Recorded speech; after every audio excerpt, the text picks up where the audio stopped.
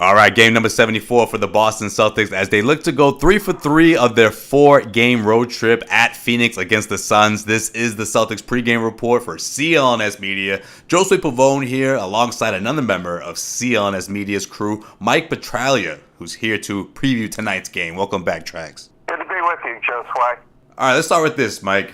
Kyrie Irving had a minimal invasive procedure done over the weekend, one that will keep him sidelined for 3 to 6 weeks.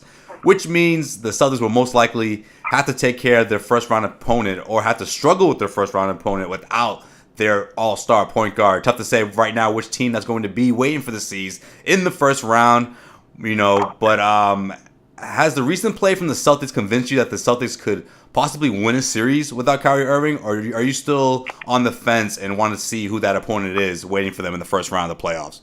Well, I would say a little of both, Josue. I'd say if they play either Miami or Milwaukee, they have a pretty good chance of getting past the first round if Al Horford has the kind of game he had on Sunday night against Sacramento. I mean, he wasn't spectacular, but he was 6 of 10 from the floor. He had 8 rebounds, finished with 14 points, a plus 10.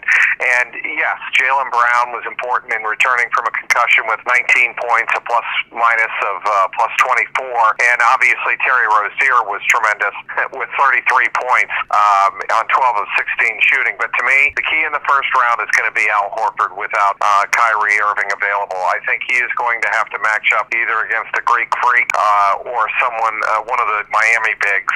And if that's the case, I think the Celtics could probably manage to get out of the first round if Al Horford stays healthy. You talk about Rozier's 33-point night.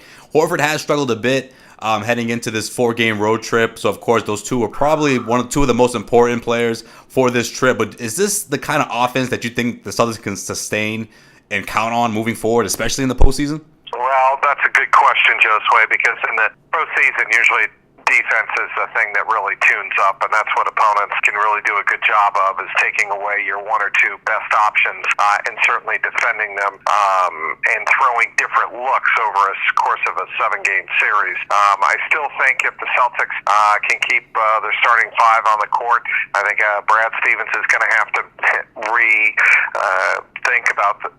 rethink the way that he uses his bench. I think he's going to have to shorten the bench come the playoffs, and he's going to have to pray that Jaylen Brown and Al Horford and Jason Tatum, along with Terry Rozier, don't hit a collective wall all at once, as was the case last year in the Eastern Conference Finals, where I think they just ran out of gas against Cleveland and ran out of bodies.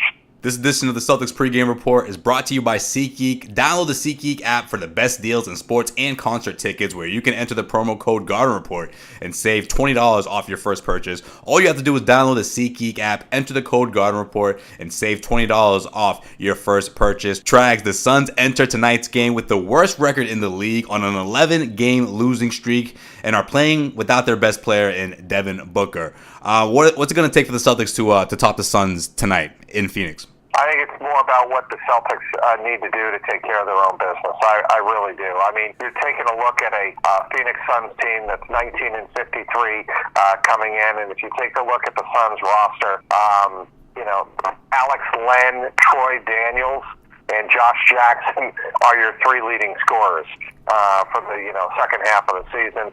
Elfrid Payton really has struggled. In the 115-88 loss to Detroit, Payton did almost nothing. He had 3 rebounds, 5 assists, and only had 4 points in 22 minutes. I think if the Celtics are able to contain their starters at a reasonable clip and not let anybody go off, I think they should be able to win this game going away. The only thing you get concerned about is what we just were talking about, and that's the Celtics running out of fresh legs. I mean, this is the second of a back-to-back. It's on the West Coast. They used up a lot of energy in putting away Sacramento on Sunday night. They had obviously a very tough game, a terrific win in beating the Portland Trailblazers on Friday night, 105-100. But if Marcus Morris is not available and he misses another game with an ankle injury, Celtics going to have, I think, a tougher time than you might expect in Phoenix. All right, so with that being said, I'm going to go out on a limb here and say that you're predicting the Celtics to win tonight's game, right?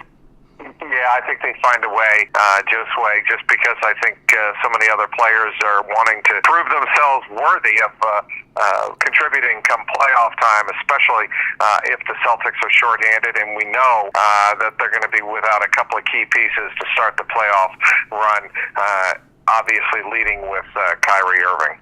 All right, he is Mike Petraglia. You can check out his work on CLNSmedia.com. And, of course, give him a follow on Twitter if you haven't already. He is on Twitter at Trags. Mike Petraglia, always fun talking Celtics with you, man. I'll talk to you again soon. Look forward to catching up with you again, Josue, when the Celtics return to the Garden. Oh, real quick, Trags. What was your favorite part of the weekend for covering NCAA? Yeah, I would say the final 2 minutes of the Villanova game, obviously against Texas Tech, when they were able to put them away.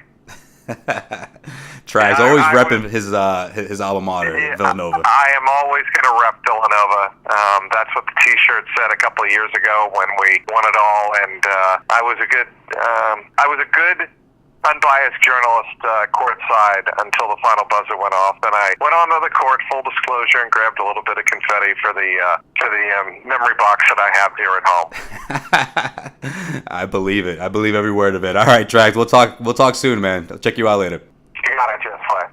Well, that's going to wrap up this edition of the Celtics Pregame Report. Make sure you check out the Celtics postgame show on the CLNSmedia.com site. You can call in toll-free at 347-215-7771 after the game to get on the air. Or just like this show, you can listen to it on demand on the CLNS Media mobile app.